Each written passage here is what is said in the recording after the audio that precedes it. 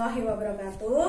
Ketemu dalam mata pelajaran Dasar Perencanaan Teknik Mesin SMK kelas 10 semester 1 Program Keahlian Teknik Mesin KD 3.1 Memahami jenis bahan teknik atau pertemuan yang pertama oleh Reni Eko Wati. Dalam kali ini kita akan membahas bahan alam, bahan tiruan, PVC, dan bahan logam.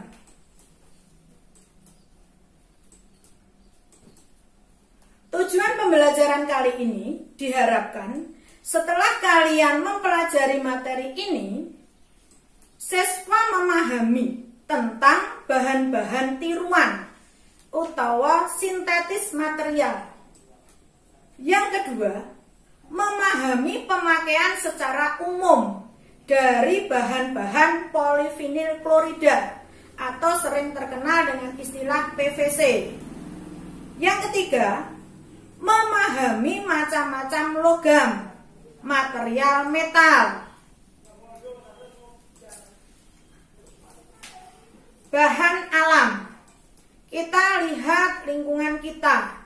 Bahan alam luar biasa banyak. Apa toh yang dinamakan dengan bahan alam?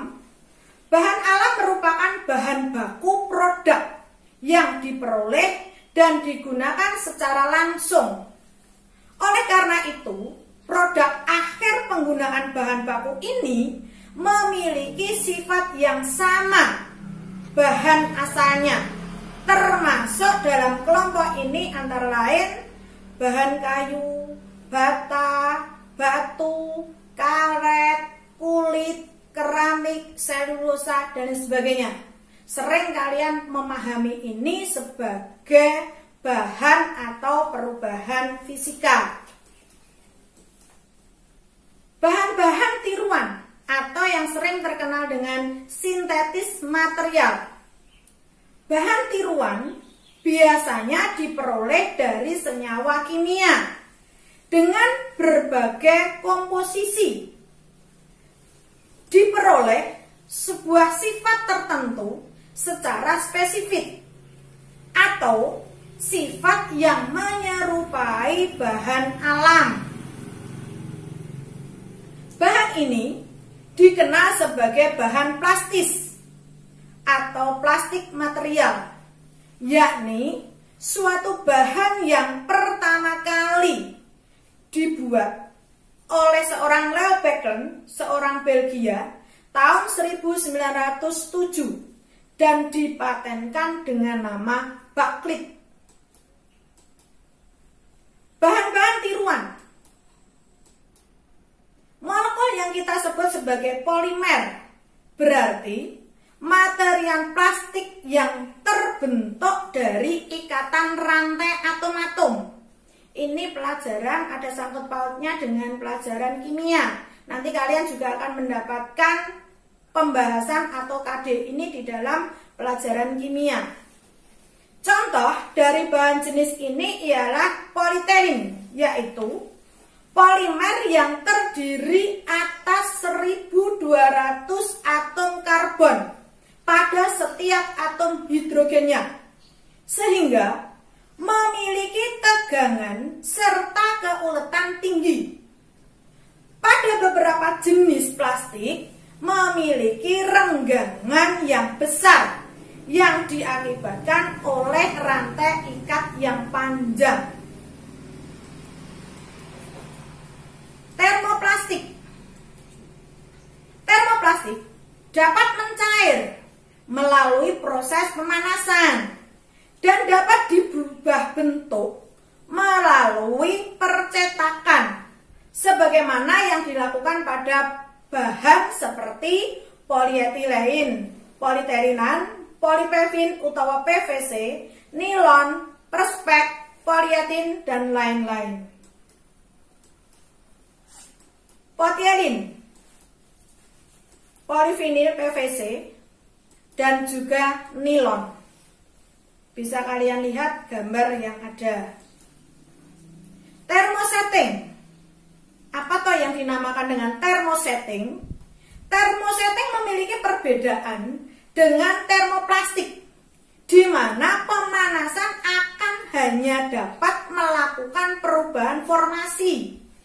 Formasi apa? Formasi rantai molekul secara kimiawi dalam bentuk ikatan melintang segi 3 dimensi. Sering kita melihat Lego di tempat mainan anak-anak kita. Gaya tarik antara molekul dapat terbentuk oleh pasangan utawa pergeseran tempat molekul dalam pemisahan diri akibat larutan dari bahan tersebut. Tempat protisenin merupakan pengaruh terhadap sifat polimer. Thermosetting. Thermosetting adalah atau contoh dari penampakannya, thermosetting, penambahan kapur barus pada galut nitrat yang menghasilkan suatu zat yang perdagangannya diketahui sebagai seluloid, dapat dicetak melalui pemanasan. Karet sintetis. Karet alam diproduksi dari cairan latex atau getah. Pohon karet polimer yang panjang dengan rantai molekul yang berserakan, karet alam memiliki kedua sifat, yakni elastis dan termoplastik. Deformasi permanen dapat terjadi apabila direnggangkan secara perlahan dengan meningkatkan temperatur. Karet bisa melar. Pemakaian secara umum dari bahan polivinil klorida atau PVC di dalam keadaan tidak plastis. PVC sangat kenyal dan keras.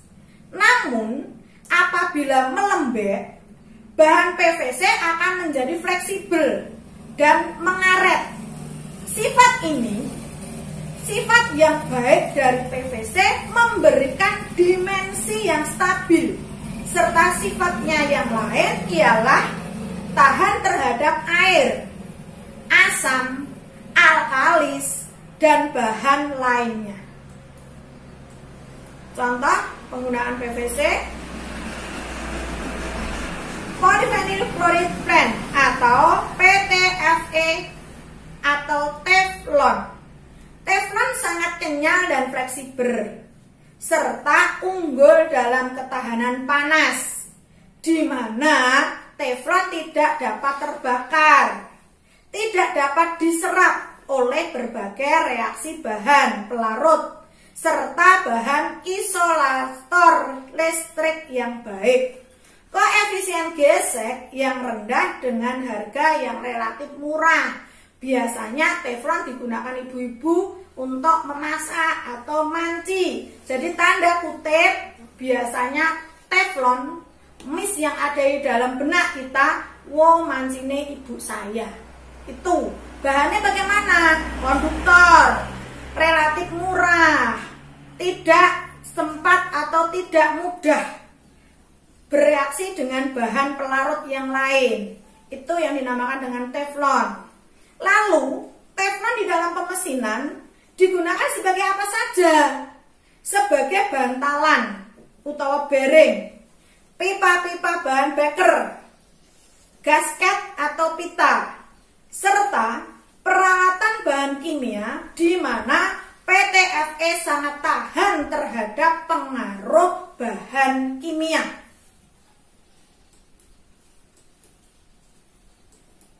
Polimedis atau nilon, sifatnya bagaimana? Sangat kuat dan ulet, namun fleksibel, tahan terhadap abrasi, serta dimensi yang stabil. Nilon dapat meredam air dan bahan pelarut umum, memiliki sifat yang baik sebagai bahan isolator listrik. Akan memburuk jika ditempatkan tempat yang terbuka. Jadi perlakuan bahan itu kita benar-benar perhatikan. Ada bahan ini yang tahan terhadap cuaca semacam ini, ada bahan ini yang hanya tahan di dalam ruangan. Itu gunanya ada di dalam perencanaan perhitungan bahan. Pemakaian nilon sebagai bahan roda gigi, valves, kelengkapan alat listrik, handle, knop, bearing, cam, shot abrasi, kom, pembalut, dan pembungkus obat. Bahkan digunakan juga sebagai jas hujan, serabut sikat, nut, dan tekstil. Panel format atau bakelit pada keadaan metal konil sangat rapuh. Oleh karenanya dapat bercampur dengan bahan serat untuk meningkatkan kualitasnya dan akan diperoleh diversifikasi atau sifat dari sifat asalnya tergantung pada kombinasi bahan tambahan. Benda yang digunakan atau dari bahan ini akan bersifat rapuh jika dibentuk ukuran benda tersebut sangat tipis. Contoh-contoh dari bakelit bisa kalian lihat di dalam gambar. Bakelit mempunyai sifat menyerap air, namun tahan terhadap alkohol, oil, serta bahan pelarut lainnya. Pembentukannya tidak melalui pencairan, melainkan didapatkan pada temperatur 2000 derajat Celcius. Polietin termoplastik serbaguna karena sifatnya yang istimewa, kenyal, fleksibel pada berbagai perubahan rentang temperatur serta mempertahankan kestabilan dimensi. Sifat lain dari polietin ialah sangat mudah dicetak dan tahan terhadap berbagai jenis pelarut, juga tahan terhadap kelembapan cuaca. Akan tetapi untuk jangka waktu yang lama tidak tahan terhadap cahaya. Ini contohnya bisa kalian lihat. Pemakaian polietin digunakan sebagai bahan pembungkus serta penutup botol. Juga sangat baik digunakan dalam kebutuhan rumah tangga seperti ember, mangkok, dan pemipaan, kelengkapan kesehatan, serta perlindungan kawat atau kabel. Macam-macam bahan logam. Tadi kan bahan non logam. Sekarang kita kenal dengan bahan logam. Pertama adalah besi atau iron. Pembuatan besi kasar diperoleh melalui pencairan dapur tinggi. Dituangkan ke dalam cetakan yang berbentuk setengah lingkaran, kemudian bisa kita temui di masyarakat sebagai besi tuang atau besi cor. Bisa dituang dan diproses menjadi baja pada dapur-dapur baja yang akan menghasilkan berbagai jenis baja.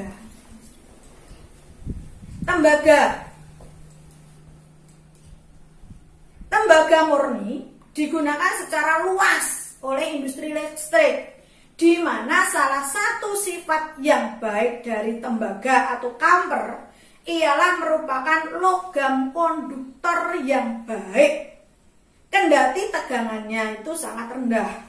Pada jenis tertentu tembaga dapat dipadupadankan, dapat dicampur dengan seng sehingga menjadi tembaga yang kuat.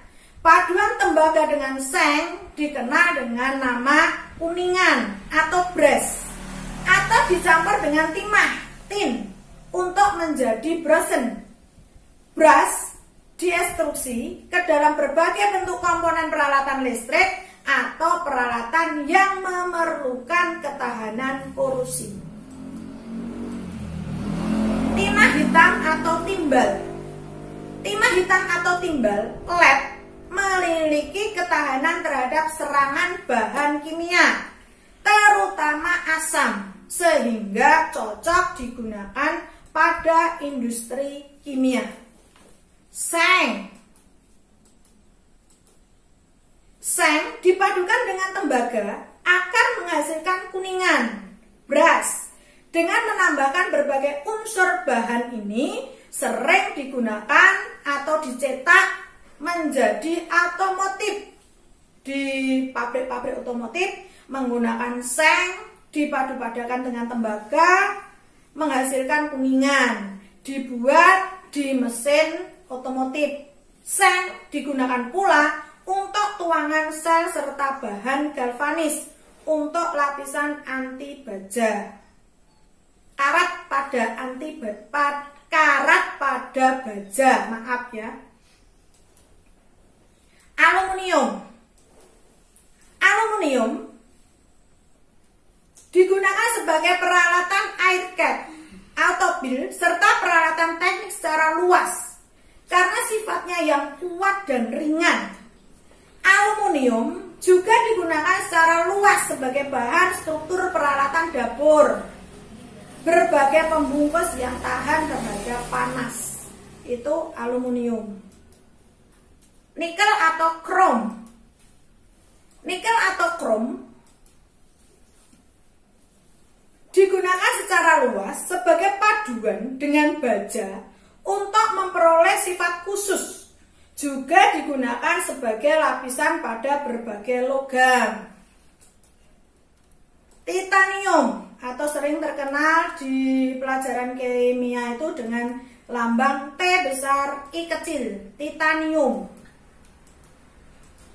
Titanium itu apa? Logam dengan warna putih kelabu, abu-abu, dengan kekuatan setara baja, watt, stabil hingga temperatur 4000 derajat Celcius, memiliki berat jenis 4,5 kg per desimeter kubik. Titanium digunakan sebagai pemurni baja atau digunakan sebagai unsur paduan aluminium. Kesimpulan pertemuan pada kali ini, bahan alam merupakan bahan baku produk yang diperoleh dan digunakan secara langsung dari alam. Bahan-bahan tiruan biasanya diperoleh dari senyawa kimia dengan komposisi berbagai unsur. Diperoleh suatu sifat tertentu secara spesifik atau sifat yang menyerupai sifat alam. Sifat yang fleksibel dari PVC sangat baik digunakan sebagai pelapis permukaan serta pelapis bocor. Bahan logam, material metal, diantaranya tadi sudah Bu Reni terangkan, besi, tembaga, timah hitam, seng, aluminium, nikel, dan titanium. Demikian pertemuan kali ini. Sekian dan sampai jumpa di pertemuan berikutnya. Assalamualaikum warahmatullahi wabarakatuh.